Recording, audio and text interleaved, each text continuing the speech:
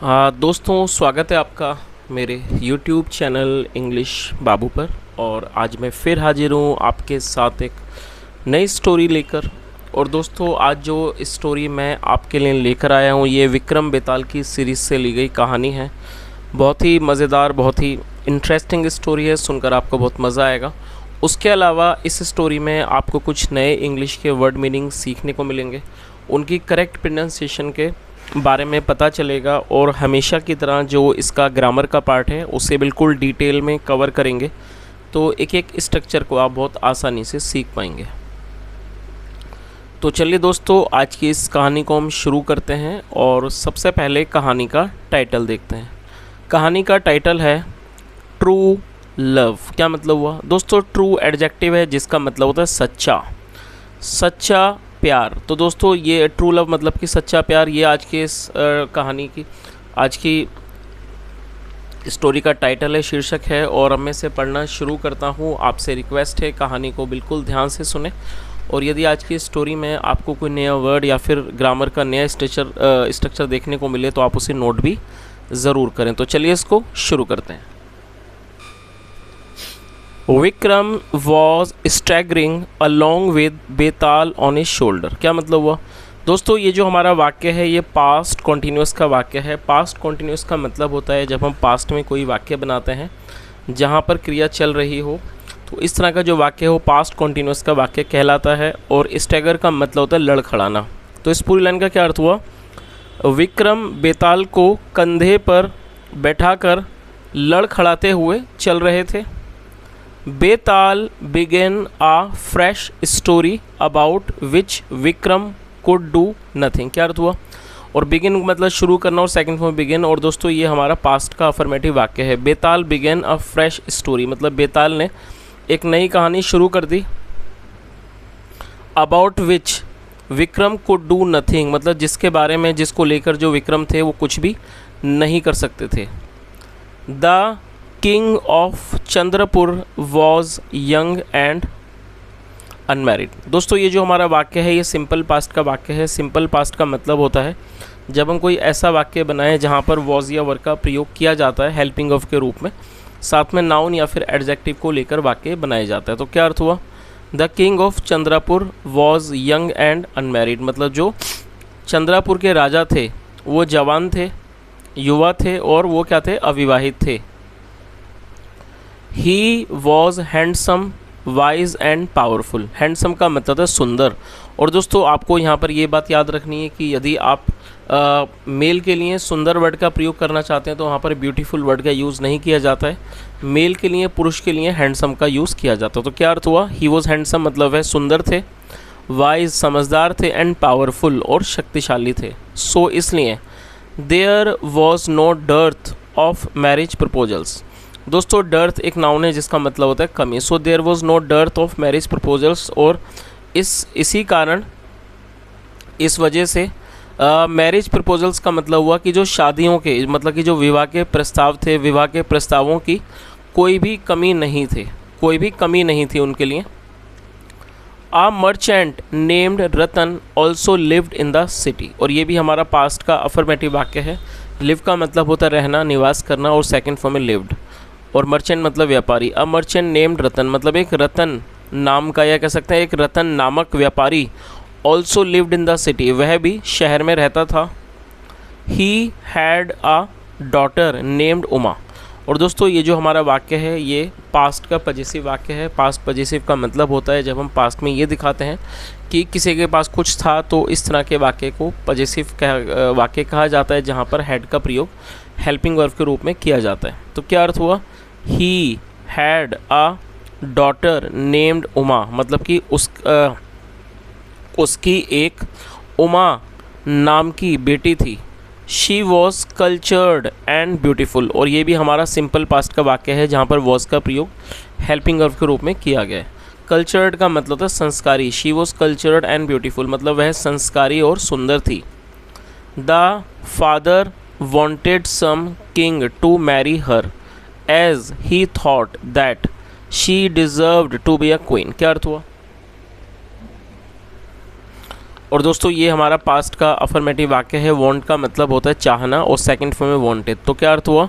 The father wanted मतलब जो पिता थे वो चाहते थे सम किंग टू मैरी हर, की कोई राजा उससे विवाह करे। जैसे कि एज मतलब जैसे कि, ही थॉट उन्हें लगता था कि, she deserved to be a queen मतलब कि वह इस एक राजकुमारी होने के लायक है। डिज़र्व का मतलब होता है किसी चीज़ के लिए लायक होना। चलिए आगे देखिए।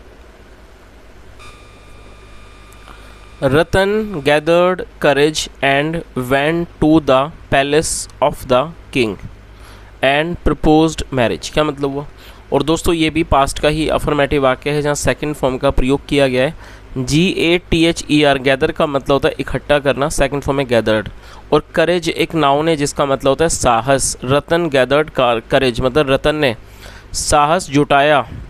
And went to the palace of the king और राजा के महल चला गया।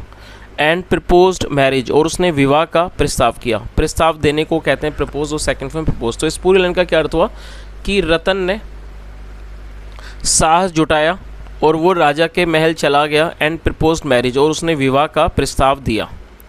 द किंग सैड राजा ने कहा, he would think over it.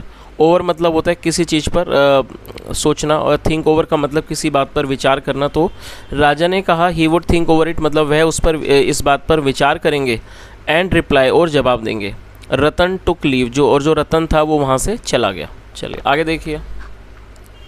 After his departure the king called his spy maids and said.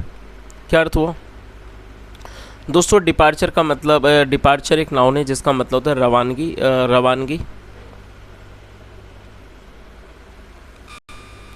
या किसी की विदाई।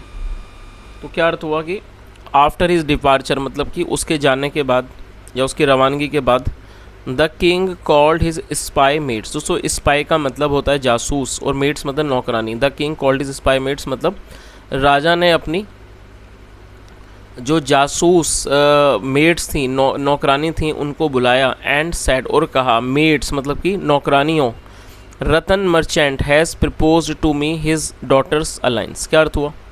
और दोस्तों इस वाक्य में हैज़ के साथ थर्ड फॉर्म का प्रयोग किया गया है। ये हमारा प्रेजेंट परफेक्ट का वाक्य है। प्रेजेंट परफेक्ट का मतलब है वर्तमान में किसी क्रिया का पूरा होना, पाया जाना। तो क्या अर्थ हुआ? उसने क्या कहा कि मेड्स मतलब नौकरानियों, रतन मर्चेंट मतलब कि रतन व्यापारी ने, हैज़ प्रपोज्ड मी मतलब मुझे प्रस्ताव दिया है। हिज डॉटर्स अलाइंस अपनी बेटी के रिश्ते का मुझे प्रस्ताव दिया है। I want you to go मैं चाहता हूँ आप जाओ। एंड सी और देखो, if the girl Uma is fit to be my wife. तो उस पूरे लाइन का क्या अर्थ हुआ? तो उन्होंने क्या कहा कि I want you to go and see मैं चाहता हूँ आप जाओ और देखो। इफ़ की द गर्ल उमा की जो लड़की है Uma, is fit to be my wife वो मेरी पत्नी होने के लिए ठीक है, आप इस बात को जाकर देखो। चलिए आगे देखिए। As you order O king मतलब राजा जैसा आपका आदेश। सेट द स्पाई मेट्स जासूस नौकरानियों ने कहा। And went on their mission और वो अपने मिशन पर चले गए। आगे देखिए। They tested Uma from close quarters. और दोस्तों दे का मतलब होता है वे या फिर वे लोग। और जब सब्जेक्ट में एक से ज़्यादा व्यक्ति शामिल होते हैं तो दे का प्रयोग किया जाता है। और टेस्ट का मतलब होता है किसी की परीक्षा लेना, सेकंड फॉर्म में टेस्टेड। दे टेस्टेड उमा उन्होंने उमा की परीक्षा ली। फ्रॉम क्लोज क्वार्टर्स मतलब कि बहुत नज़दीक से। हर ब्यूटी वॉज वेरी इम्प्रेसिव जो उसका सुंदरता थी, सौंदर्य था वो बहुत ज़्यादा इम्प्रेसिव था, बहुत ज़्यादा प्रभावित करने वाला था। But the maids consulted among themselves लेकिन जो मेड्स थीं जो नौकरानियाँ थीं, कंसल्टेड अमंग दैमसेल्व्स उन्होंने आपस में विचार विमर्श किया। And reported to the king और उन्होंने राजा को खबर करी। दैट उमा वॉज अनफिट कि जो उमा है वो अनफिट है मतलब वो विवाह के योग्य नहीं है। चलिए आगे देखिए।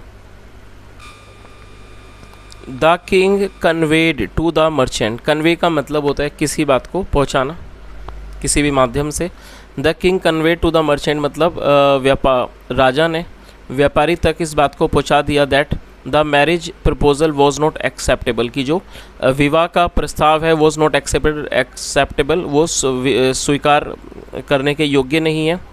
देन फिर Ratan send proposal to the commander of the army. फिर क्या मतलब हुआ उसके बाद जो रतन था, और दोस्तों ये सेंड की सेकंड फॉर्म है सेंट, और ये भी हमारा पास्ट का अफर्मेटिव वाक्य है। सेंड का मतलब होता है भेजना, सेकंड फॉर्म है सेंड। क्या मतलब हुआ, फिर जो रतन था उसने वे प्रस्ताव भेजा to the commander of the army, मतलब कि जो फौज का आर्मी था उसने उसको प्रस्ताव भेजा। ही एक्सेप्टेड द प्रपोजल, उसने उस प्रस्ताव को स्वीकार कर लिया। एंड दे वर मैरिड, और उनका विवाह हो गया। चलिए आगे देखिए। एट द वेडिंग, मतलब कि विवाह में। When king saw the bride, और दोस्तों SEE का मतलब होता है देखना, सेकंड फॉर्म में saw. When king saw the bride, bride मतलब दुल्हन, मतलब कि वेडिंग में, विवाह में। When king saw the bride, जब राजा ने दुल्हन को देखा। He was stunned by her beauty, stun का मतलब होता है बहुत ज़्यादा हैरान हो जाना, चौंक जाना।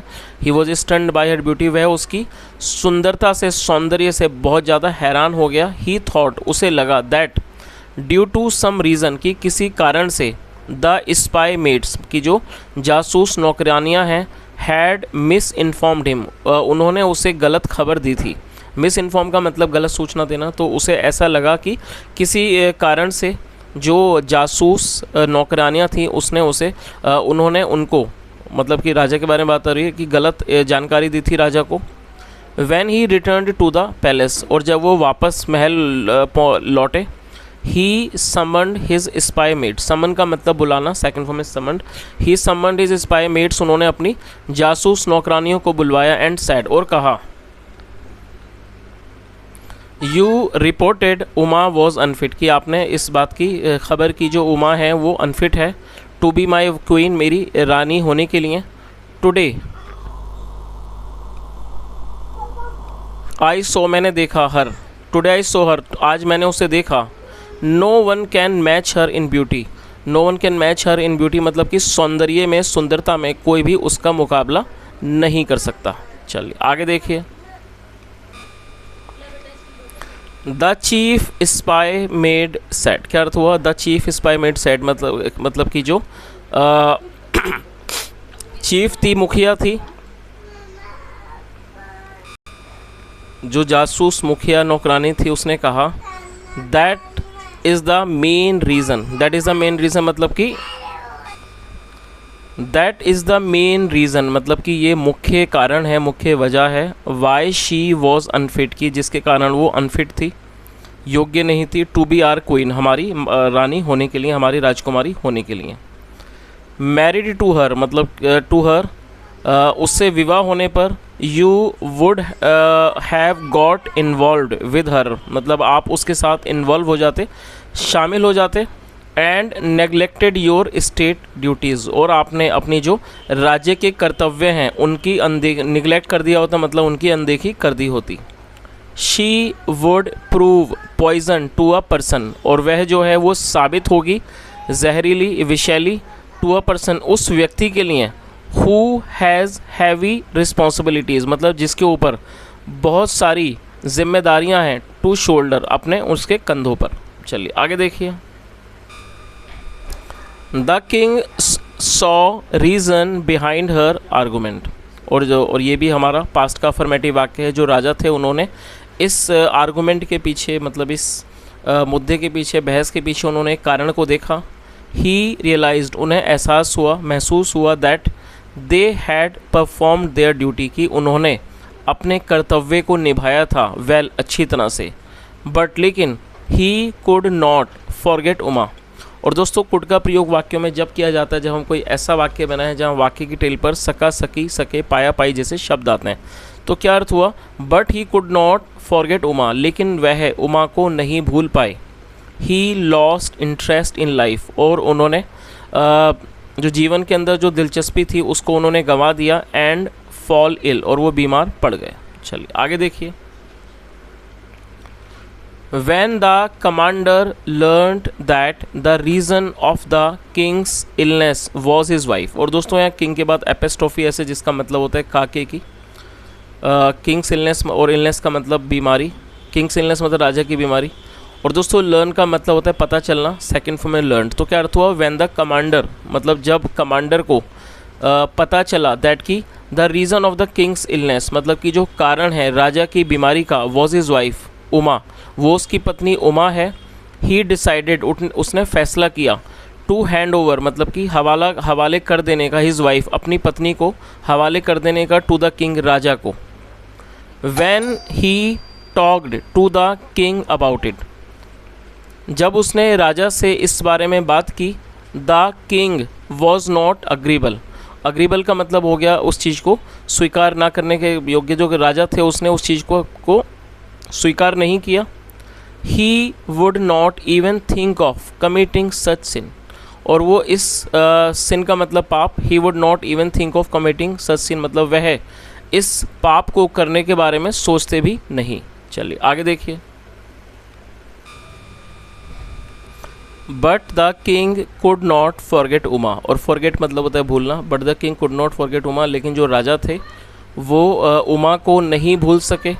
डे बाय डे मतलब कि दिन प्रतिदिन, हिज इलनेस मतलब कि उनकी बीमारी, ग्रो वो बढ़ी, एंड वन डे और एक दिन, ही पास्ड अवे उनका देहांत हो गया, मतलब कि वो गुज़र गए। When the king was put on the funeral pyre, दोस्तों फ्यूनरल पायर का मतलब होता है अर्थी, तो क्या अर्थ हुआ, When the king was put on the funeral pyre, और ये जो हमारा वाक्य है ये पास्ट इंडेफिनिट का, और दोस्तों ये पास्ट इंडेफिनिट का पैसिव वॉइस का वाक्य है। जब हम पास्ट इंडेफिनिट में पैसिव वॉइस का वाक्य बनाते हैं तो वहाँ वॉज वर्ड के बाद थर्ड फॉर्म का प्रयोग किया जाता है। तो क्या अर्थ हुआ, When the king was put on the funeral pyre, मतलब जब राजा को अर्थी पर रखा गया, and the fire was lit, और जब आग को जलाया गया, the commander stood there burning in his own fire, और ये स्टैंड की सेकंड फॉर्म में स्टूड, जो कमांडर था वो वहाँ खड़ा हुआ था, there burning in his own fire, जो अपनी खुद की आग में जल रहा था, ऑफ ग्रीफ मतलब कि दुख की, जो अपने दुख की आग में खुद ही जल रहा था। He was considering himself the cause of the Kings death, क्या अर्थ हुआ, और दोस्तों कंसिडर का मतलब होता है किसी बात को मानना। He was considering himself the cause of the Kings death, मतलब वह अपने आप को राजा की मृत्यु का कारण मान रहा था, कॉज मतलब कारण। He was so remorseful that he jumped into the burning fire, और दोस्तों रिमोर्सफुल एडजेक्टिव है जिसका मतलब होता है पश्चाताप होना। ही वॉज सो रिमोर्सफुल मतलब वो बहुत ज़्यादा पश्चाताप में था कि he jumped into the burning fire, वो जलती हुई चिता में कूद गया, एंड किल्ड हिमसेल्फ, और उसने खुद को मार लिया। When Uma saw her husband dying, जब उमा ने अपने पति को मरते हुए देखा, she also jumped in the fire, वह भी आग में कूद गई। दस इस प्रकार से, the fire took 3 lives in that day, मतलब इस तरह से वो जो आग थी, अग्नि थी, उसने 3 जीवनों को ले लिया। बेताल सेड, बेताल ने कहा, so you heard that story, तो आपने इस कहानी को सुना विक्रम। नाउ टेल मी, अब मुझे बताओ, अमंगस्ट द किंग मतलब कि इनके बीच में राजा, द कमांडर और वो कमांडर, एंड उमा और जो उमा, हुज डेथ मतलब कि किसकी मृत्यु, वॉज मोस्ट सेल्फलेस मतलब सबसे ज़्यादा निस्वार्थ थी। चलिए आगे देखिए।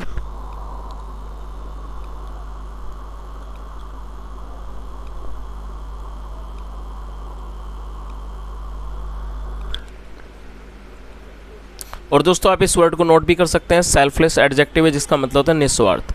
बेताल विक्रम सेड मतलब कि विक्रम ने कहा, Betal, Uma died for her husband मतलब जो उमा थी वो अपने पति के लिए मरी। The commander died out of loyalty, जो कमांडर था वो लॉयल्टी मतलब कि वफादारी के कारण उसकी मृत्यु हुई। टू हिज मास्टर, जो उसकी वफादारी थी अपने मालिक के प्रति, उसके कारण उसकी मृत्यु हुई। But the Kings was the most selfless act, लेकिन जो राजा का ये एक्ट था, काम था, वो सबसे ज़्यादा निस्वार्थ था। Instead of marrying Uma, instead का मतलब बजाय, इंस्टीड ऑफ मैरिंग उमा मतलब उमा से विवाह करने के बजाय, ही प्रेफर टू डाई, उसने मरना पसंद किया। राइट एंड राइट अवे मतलब ठीक और ठीक उसी समय। आई गो टू माई ट्री, मैं अपने पेड़ पर जाता हूँ, अबोर्ड मतलब अपने पेड़ के ऊपर जाता हूँ। बिकॉज क्योंकि, यू स्पोक क्योंकि आप बोले, but Vikram would not give up, लेकिन जो विक्रम है वो हार नहीं मानते हैं। ही रैन बैक, वो पीछे दौड़े। चलिए, तो दोस्तों ये आज की एक छोटी सी कहानी थी और मैं उम्मीद करता हूँ कहानी आपको अच्छी लगी होगी। यदि मेरा पढ़ाने का प्रयास भी अच्छा लगा हो तो आपसे रिक्वेस्ट है वीडियो को लाइक करें, शेयर करें, चैनल को भी सब्सक्राइब करें। सुनने के लिए thank you so much. Have a nice day and bye.